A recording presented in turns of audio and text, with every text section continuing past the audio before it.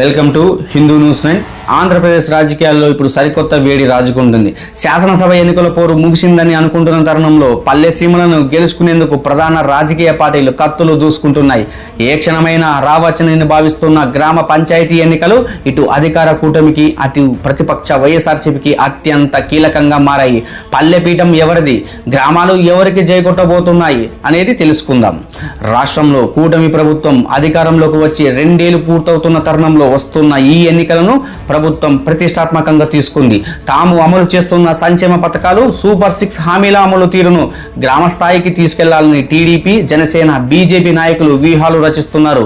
గ్రామాల్లోని పెత్తనం తమదేనని నిరూపించుకోవాలని చూస్తున్నారు. అయితే అధికారంలో ఉన్నంత మాత్రాన కూటమికి రోజంతా పూలపాన్పు కాదనే చెప్పాలి.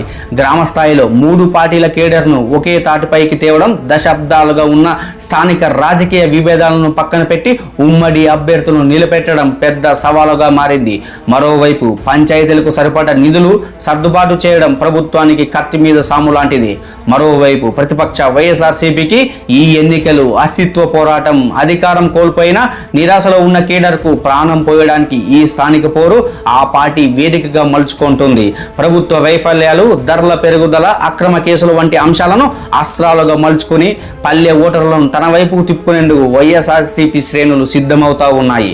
గతంలో తమ హయాంలో గ్రామాలలో చేసిన అభివృద్ధిని, సచివాలయ వ్యవస్థను నమ్ముకుని ఆ పార్టీ బరిలోకి దిగుతోంది. మొత్తంగా చూస్తే ఈ పంచాయతీ ఎన్నికలు కేవలం సర్పంచ్ కుర్చీల కోసం జరిగే పోరాటం మాత్రమే కాదు, రాష్ట్రంలో కూటమి ప్రభుత్వ పాలనపై గ్రామీణ ప్రజల నుంచి వస్తున్న తొలి ప్రజా తీర్పు. దీన్ని రాజకీయ విశ్లేషకులు భావిస్తున్నారు. మరియు పల్లె ప్రజలు ఎవరిని గెలిపిస్తారో వేచి చూడాలి.